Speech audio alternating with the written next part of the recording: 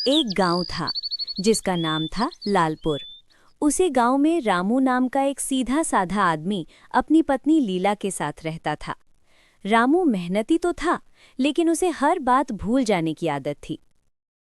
अरे हो, सुनते हो? मैंने आपको सब्जी लाने को कहा था, लाए क्या? लीला गुस्से में खड़ी थी और रामू कुछ सोचने लगा। हाँ, तुमने कहा तो था, लेकिन मैं भूल गया। आपकी इस भूलने की बीमारी से मैं बहुत परेशान हो गई हूँ। कहीं ऐसा ना हो कि एक दिन आप मुझे ही भूल जाओ। तुम्हें मेरी बीमारी ही दिखती है, मेरा दिल नहीं। इतना कहकर रामू घर से बाहर निकल पड़ा। अरे, कहाँ जा रहे हो? मैं शाम तक लौट आऊंगा। चलते चलते रामू को पता ही नहीं चला कि वो गांव से बहुत दूर निकल आया है और घने जंगल के बीच पहुंच गया है। तभी रामू की नजर एक पुरानी गुफा पर पड़ी। अगर इस गुफा में हीरे मोती या खजाना हुआ तो मेरी किस्मत बदल जाएगी। फिर लीला मुझे भुलक्कड़ नहीं कहेगी। गुफा के भीतर अजीब सी ठंडक थी। दीवारों से पानी टपक रहा था और सन्नाटे में सिर्फ रामू की सांसों की आवाज थी। अचानक उसकी नजर पड़ी एक बूढ़े साधु पर। जटाएं, लंबी दाढ़ी और आंखों में गहरी शांति। वत्स, तुम जंगल में क्या खोज रहे हो? बाबाजी, मेरा नाम रामू है।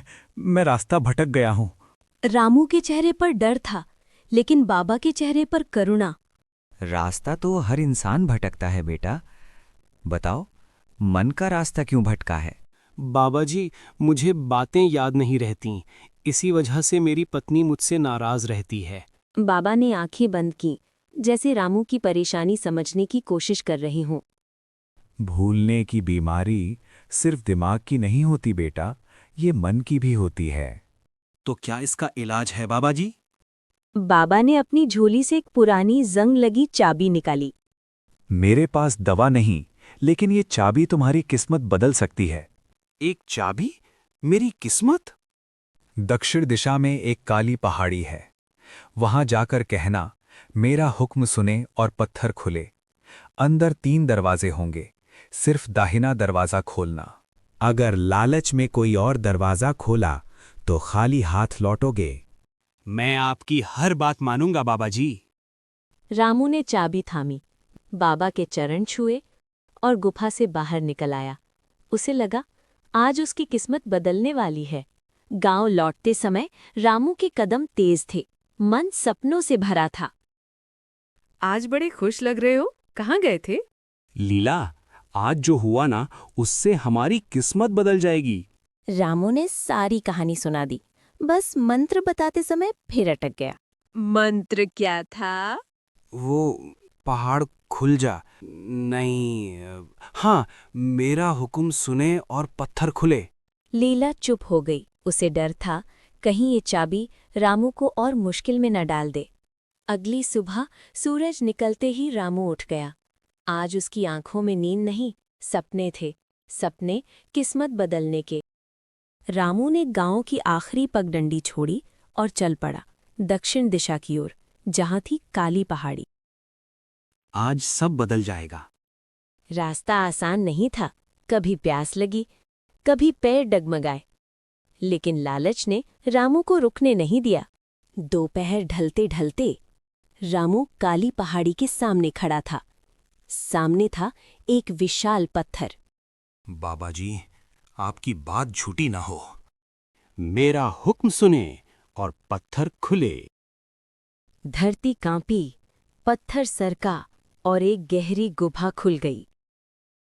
अंदर 3 दरवाजे थे, एक बायां, एक सामने और एक दाहिना। दाहिने दरवाजे से सोने जैसी चमक आ रही थी। यही वही दरवाजा था जिसका जिक्र बाबा ने किया था। अगर इसमें इतना है तो बाकी दरवाजों में कितना होगा? रामू का हाथ दाहिने दरवाजे की चाबी से हट गया। उसने गलत दरवाजा खोल लिया। तेज धमाका हुआ, धुआं भर गया, रोशनी गायब हो गई। बाबा जी! जब धुआं छटा तो न दरवाजे थे न गुफा, बस जमीन पर पड़ा बेहोश रामू। आंख खुली तो रामू खुद को गांव के बाहर पीपल के पेड़ के नीचे पाता है। मैं यहाँ कैसे? रामू दौड़ता हुआ घर पहुंचा। वहां लीला डरी सहमी बैठी थी। मुझे लगा तुम लौटोगे ही नहीं। लीला, आज सब कुछ समझ आ गया। लालच ने मुझे अंधा कर दिया था। उस दिन के बाद रामू बदल गया। वो हर बात ध्यान से सुनता, दोहराता और याद रखता। आजकल तुम कुछ भूलते नहीं? क्योंकि अब मैं हर बात को दिल से समझता हूँ। रामू को न सोना मिला न हीरे मोती, लेकिन मिला जीवन का सबसे बड़ा सबक।